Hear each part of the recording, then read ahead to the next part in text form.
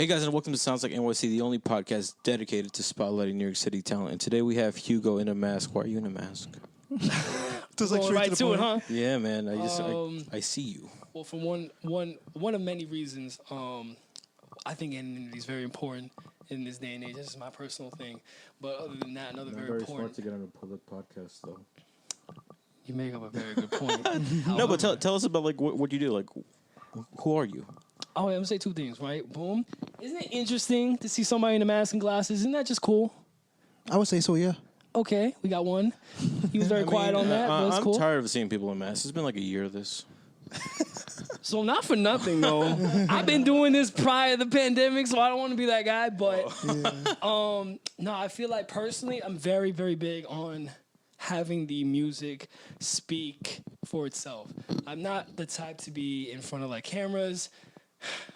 I'm a hypocrite. I know I'm a hypocrite. Yeah, sorry about that. Buddy. I don't know. I just feel like that my music should just shine rather than the personality and the face. You know what I'm saying? Mm-hmm. So even though I am trying to promote and trying to get my shit out there, and I appreciate you guys having me on there. I think that the music is me. It is me, my entirety, and I think that's what is important. No, I respect that because That makes sense. I mean, because it's really cool to see like Daft Punk, you know, they're like over now, but throughout the whole of their career, like they never really. I mean, I've seen pictures of them before they officially became Daft Punk, but that they were. Like at all of his face. I can't find it. Oh, really? I personally. That's even more crazy. Like they fucking like he was so secretive. He didn't let anybody die, like know that he died until like months after. Well, that's just like a respectful thing. I feel like more than anything else, and like. I think it's just like for his like the whole narrative type. That's a pretty badass way to go, though. Yeah, it is. Yeah, bro. I died on. It was like the 31st of October. Yeah. Something like that. And they didn't find out until like December or something like that. Yeah. But no, because I felt like it's really cool if like Daft Punk, how like until the end they were able to keep up the persona, and nobody really talked about their real identities. Because I mean, they just made great music and like they had that whole vibe going. So I definitely respect the hustle, the secretive hustle. Appreciate it. Do you feel like it's tougher though, because like so much of like art is about the artist, and you're trying to make it just about the art. So like how many like how do you feel like your journey is gonna be skewed because of that? Well, personally, I feel like I'm ever since I started making music, I was very much the type that was like being a producer isn't just like I should say like I'm very multi-talented in the fact that I can do anything. That personally feel I'm very confident in the fact that I can do any genre if I really put my mind to it. I started with doing hip hop. I've ended up doing house, electronic, dubstep, really dark stuff, really, really happy stuff, pop. I've done it with just by myself, with my friends, with other people over the internet I've never met before. Like, I can do anything, right? So I just feel like you shouldn't hold yourself. You really shouldn't just hold yourself. If you want to be an artist, be an artist. No matter what, don't constrain yourself. Don't hold yourself to anything. So, if I work with an artist right now, I do boom bap. I do New York style boom bap music. You know what I'm saying? I don't even know what boom bap I don't know is. what that means, but that sounds cool. Boom bap. It's just like the old style, the '90s of New York hip hop, like Nas and Jay-Z, that type of style. Mm-hmm. I work with his name is C4, by the way, C4 Bernard. I don't know if you guys know about him, but I mean, I know. No, yeah, Right. yeah. yeah. I am him.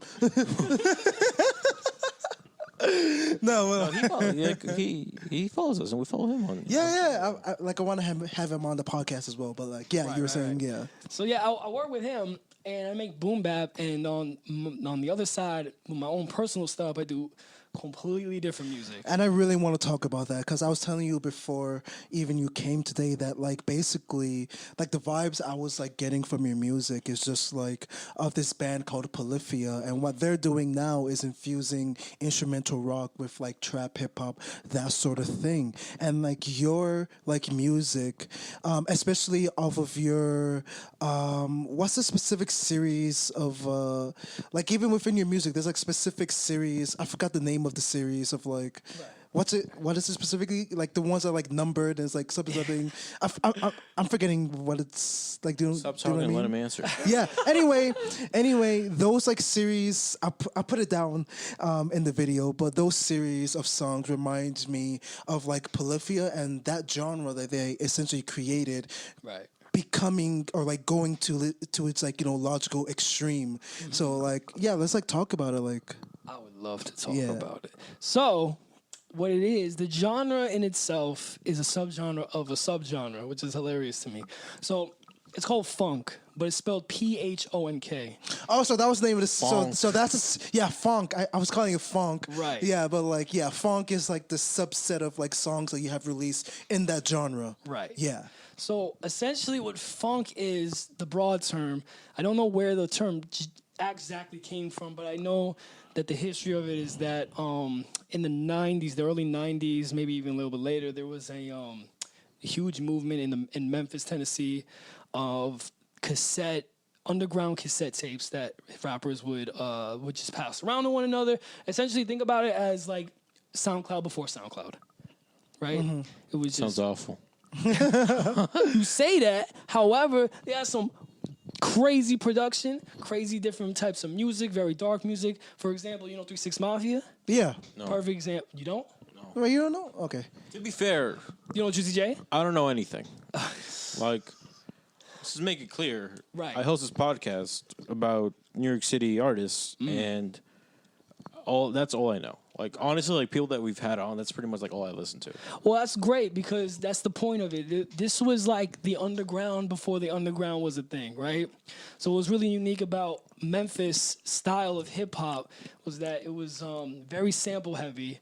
Their sampling was very unique in that they would sample each other's music and they would loop specific voice lines to make their own choruses. So they wouldn't be usually doing their own choruses. It would just be like these looped things. It was very, very psychedelic kind of sound and all that. Very grimy music, They had their own drum machines were very like basic, and they would always have like a signature cowbell, which I'll get to in a second. But that whole sound in its entirety, back in the 80s, in the 90s, internationally, this stuff wasn't heard by anybody outside of the U.S. and outside of Tennessee, for that matter, right? So once we started getting the internet and everything just started getting to circulate and be passed around, and we finally got these cassettes, mind you, cassettes, finally virtually documented online. Now we got people in Scandinavian countries, Russia, biggest example, hearing this music for the first time. And they're thinking, what the fuck, right? So they're basically taking their own take on this music and kind of reverse engineering it to their own liking. Interesting. Yeah. So there's certain segments of this music that gets kind of focused on. So funk is the entire genre, right? There's subset, it's called Lost Century, which is very vibe heavy. It's super spacey music, kind of focusing excuse me, very much focusing on the I guess like the druggy feel of the music. You know what I mean? It's very slow. The bass is phased. You can feel it all around you, and it's awesome. And the vocal lines are like tiny, but they're still there. So you kind of focus on it. It's like going on a little car ride. You know what I mean? When you're in the back seat and you're looking out and you're just seeing shit go, right? Drift funk, which is something that I do, right? Completely the opposite. This is taking every element that you can think of this type of music and exaggerating the fuck out of it. Yeah. Yeah. So we're talking about blown out bass. Kick is ridiculous. Yeah. Certain artists. Like maximalism almost? I'm talking, if you know about music production, you probably know what clipping is, right? You clip the shit out of this type of music. Clipping means distortion, David. When it goes, Distort it. woo! Yeah, exactly. Distort the hell out of it. And a note that I made when I was listening to those funk songs or that series of songs that you have, is that it almost veers into like a metal aesthetic with how much distortion there is going on. So I was going so I wanted to ask you, is that you personally, or even with like the history of the genre, has like metal inspired you personally, or like have you taken any like elements from metal? Because I did realize some like metal metal elements, even within the scale of like the melodies that I could find and like the madness of it all. They were like kind of like dissonant and minor, and it again like it just seemed like the logical conclusion, extreme conclusion to what Polyphia is doing, which I think is like super amazing. But were you inspired by like metal at all in the production of these songs, or is it just like pure like coincidence? So I do understand. Well, first of all, I haven't heard Polyphia, and I do want to Check hear them them out. so that Check I can them out, understand what yeah. you mean. But if you know about the Memphis scene, you would know that everything that they did with these cassettes were completely do it yourself. So these people were recording themselves, mixing themselves, getting their own equipment, this, that, and the third. And everything was far from perfect. This was not the radio standard at all. So shit was staticky, distorted, muffled. Every single flaw in music production you can think of, it was absolutely there. But that's what makes it unique. So when it's getting this type of music, we're just taking those aesthetics and we're just running with it. Because that's part of the music. The tape, they were recording with tape recorders damn near, right? And you hear the fuzz in the background. You've heard it. It was very, the element, all the artifacts were there. You were hearing everything. So I think that once different countries start getting wind of this music, Russia, for a huge example, they love dark music. They love metal. They like just angry, atmospheric type of music. So I just feel like funk kind of evolved alongside with that mentality, and it just became this internet thing, this underground scene that just thrived just based on people just kind of being creative and, you know what I'm saying? And I do think that a lot of people probably end up having huge inspirations from metal because the energy is pretty much parallel. Yeah, right? definitely. Yeah. So I don't know if you heard of City Morgue by any chance. No. It's a duo in New York actually called Sos Mula and Zilakami. They're both rappers, but they're basically taking the trap metal route, and they're huge. They're pretty freaking huge. Damn. So I would say those are a good example. They don't do funk, but it's just Yeah. like trap metal. It's a great example of stuff that I listened to and I gravitated towards just based on my personality, you know. But yeah, I'm sure in my past I've listened to like metal here and there and rock in general. But I just think that for me at least, it's very much just comes from just loving that music, Yeah. loving Memphis, the way they did music, and just trying Yeah. to keep it going. Yeah. You know? Well, I guess now will be a good time to actually listen to one of your songs. So out of like all the songs that you've made up until, or like at least the How many songs. songs have you made? Like actually, Yeah. So I've been ever since the quarantine, right? I actually just found Drift Funk during summer of 2020 during the pandemic. There was a channel I definitely want to shout out. It's called Synicamane. It's SYNICAMANE, Synicamane, and they do playlists. And he just makes Drift Funk playlists. Now, I just want to say aside, just real quick, Drift Funk is fantastic with pairing it with cars. Hence Drift. oh, I wanted to get into that because like your like cars? EP covers are like mostly with JDM, Yeah. cars and stuff like that. So I was like wondering Right. how that aesthetic played into it. So like, is it just something you found personally to like make the connection, or is it like a bigger culture that connects sort of like that car culture with like drift funk, or just like explain it? Yeah. If you know down south, you know that the car culture down there is super lit. Tennessee, Texas, they love their cars, bro. And it just kind of goes hand in hand with the culture and the music because back then, I think Memphis were probably one of the first people, like those producers were the first people to use 808s.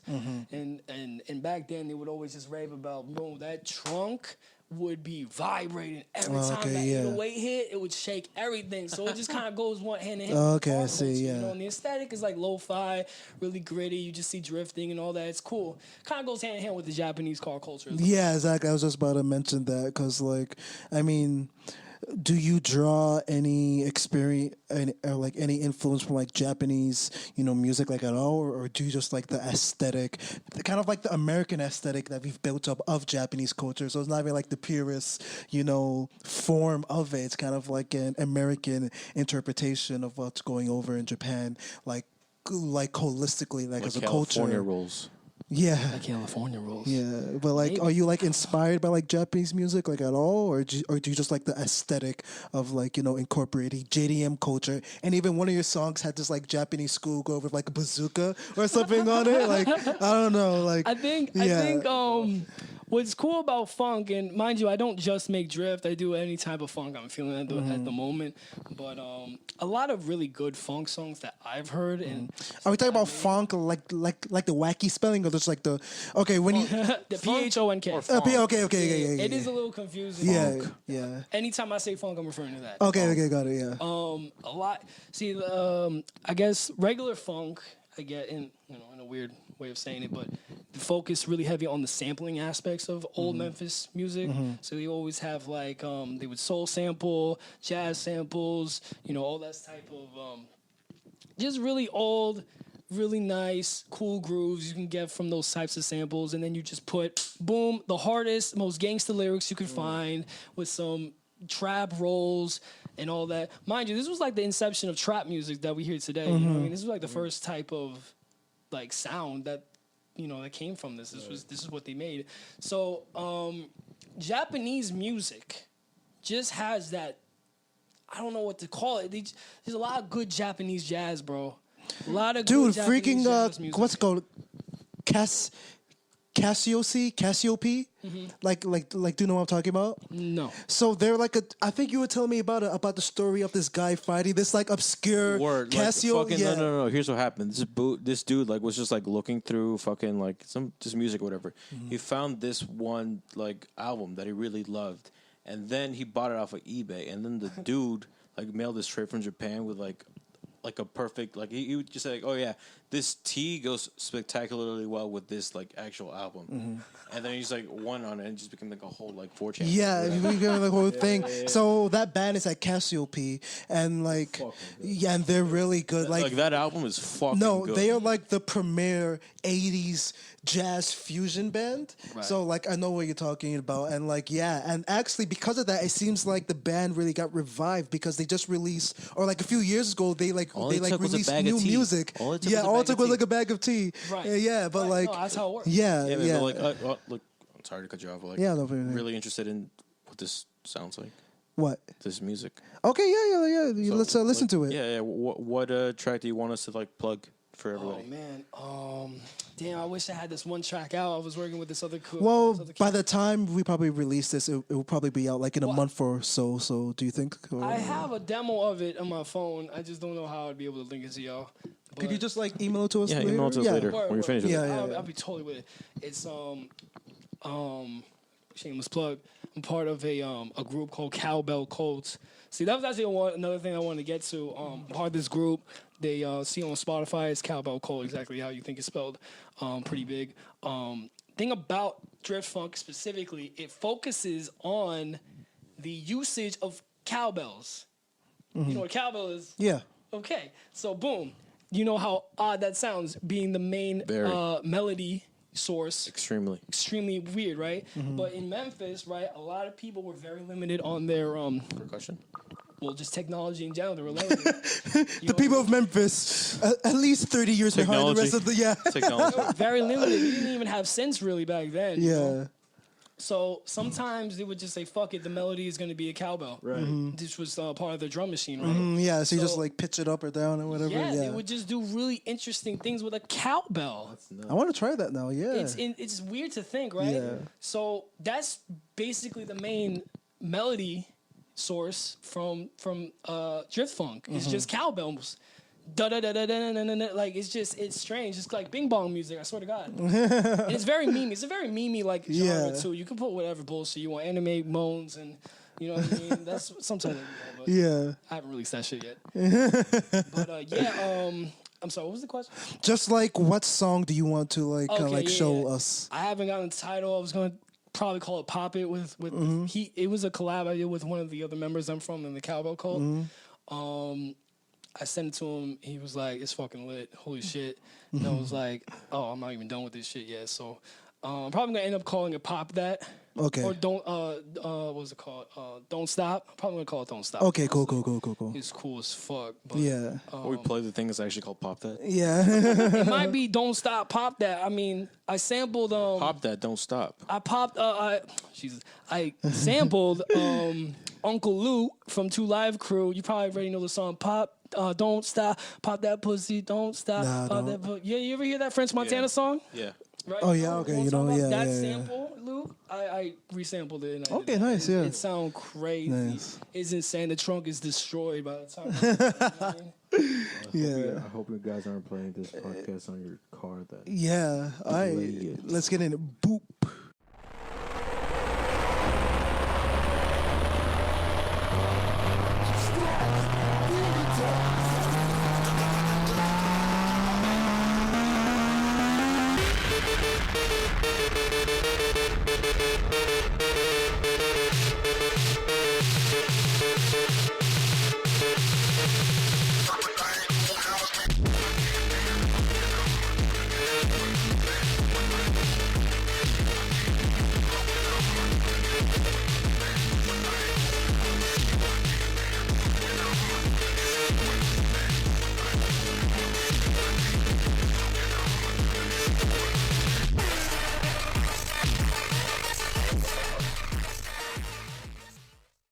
So hey guys, welcome back to this episode of Sounds Like NYC.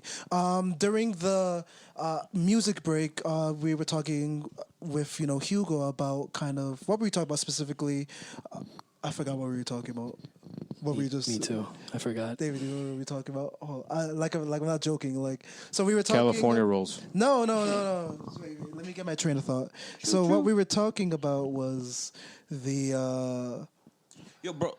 It's been like 2 seconds. How do you guys both? I know, because like fault, my wait, fault. wait, No, no, you're it's right. not your fault. Because we were talking about the limited technology that the pioneers of funk had. Oh, I actually remember what we were Okay, talking yeah, about. please.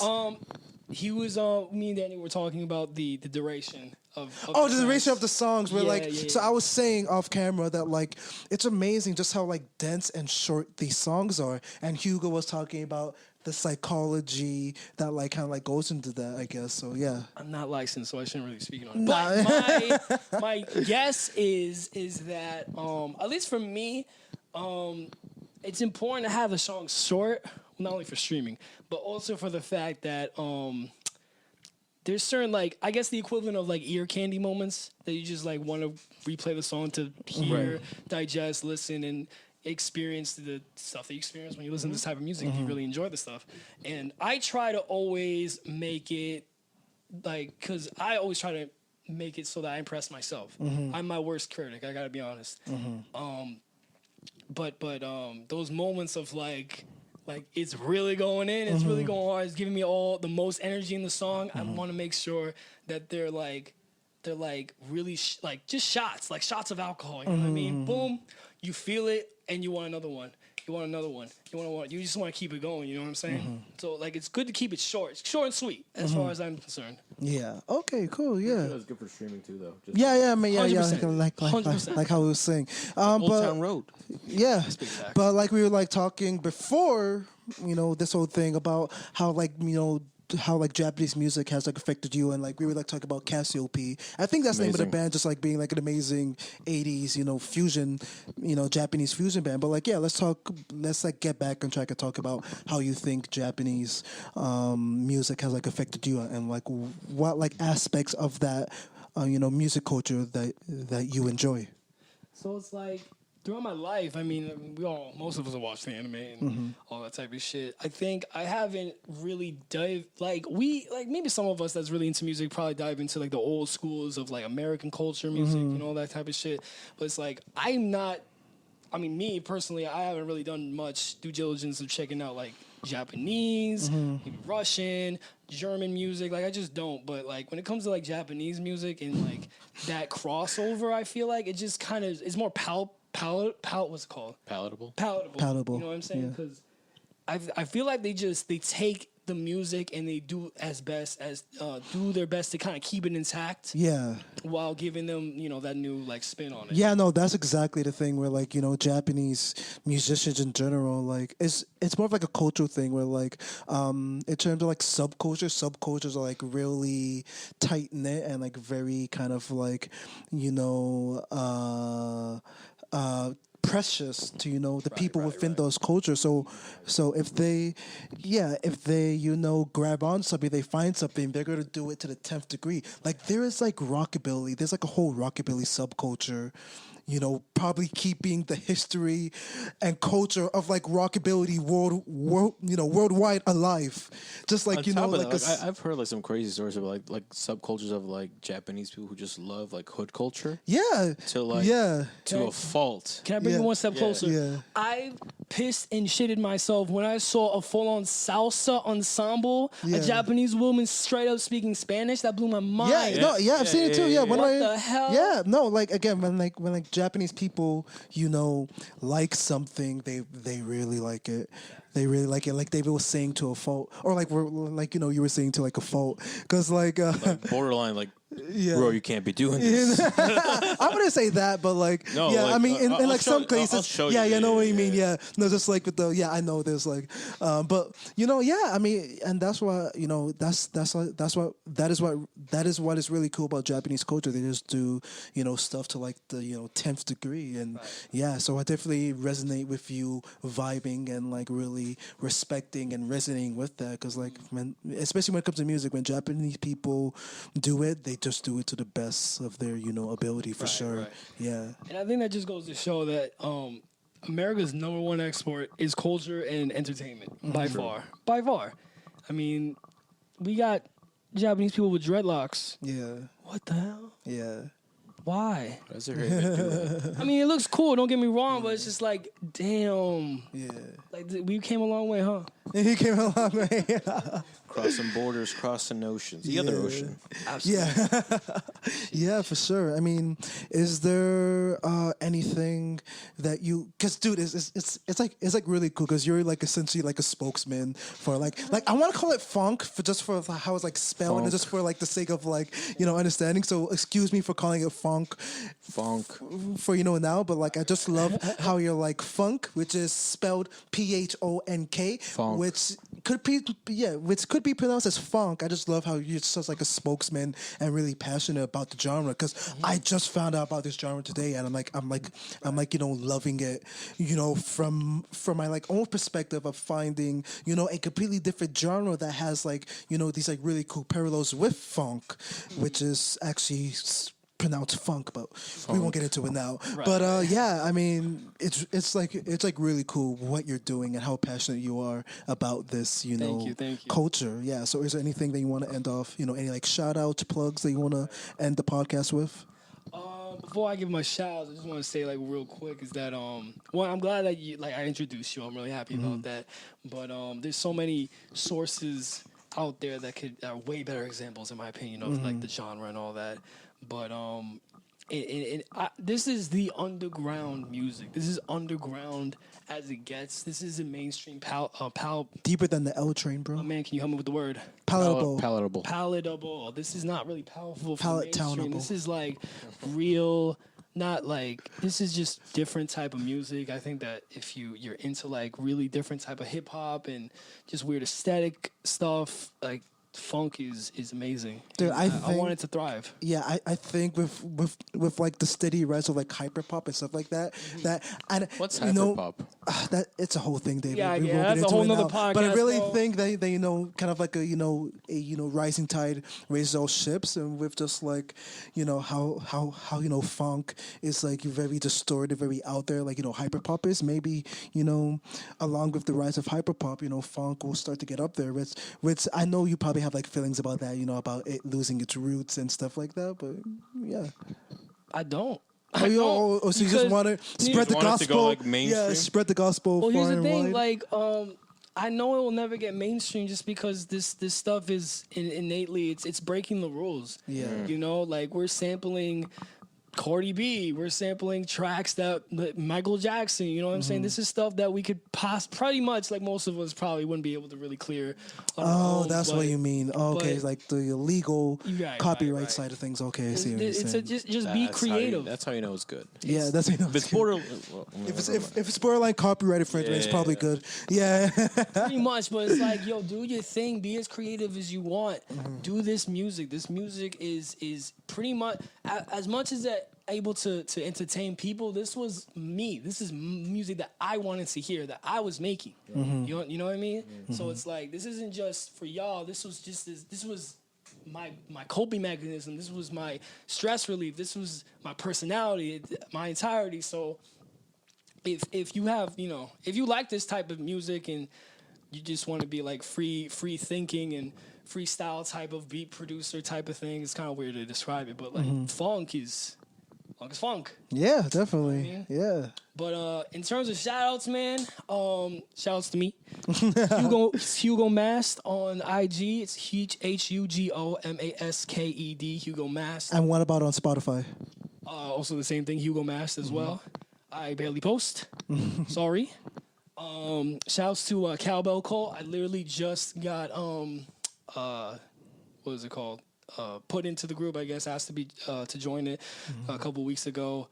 Shouts to everybody, and there's like 40 members, so I'm not even gonna bother shouting out every single person. But, just hurt feelings. You might forget somebody. Facts. Follow them on IG, Cowbell Cole, exactly how it's spelled. Follow them on Spotify. They're awesome. Also, shout out to this rapper I work with.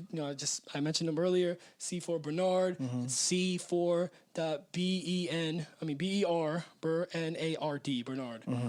Spotify, IG, TikTok, everywhere. Shout outs to Zenaida Banks, Nida Beans. I don't know if that's her IG. Is that still her? I think it is Nida Beans. Shout out to Nida Beans for getting me on this podcast. She let me know about this. Shout out to you. G Off, the manager. Shout out to you. Who else? If you guys really want to hear some like genuine funk, like real dark shit, Doom Shop. That's the label. That's what it's called, Doom Shop. Exactly how you think it's spelled. Look them up. Maybe some of y'all might know the biggest artist is Freddie Dredd. Out of that label and that camp. Shouts to everybody in there. They make some good shit. And I could probably give them. I just can't remember everybody. Send us the links later. Absolutely. Yeah, awesome. Well, thank you guys for watching this episode of Sounds Like NYC. I've been Daniel. And me, David. See you in the next episode.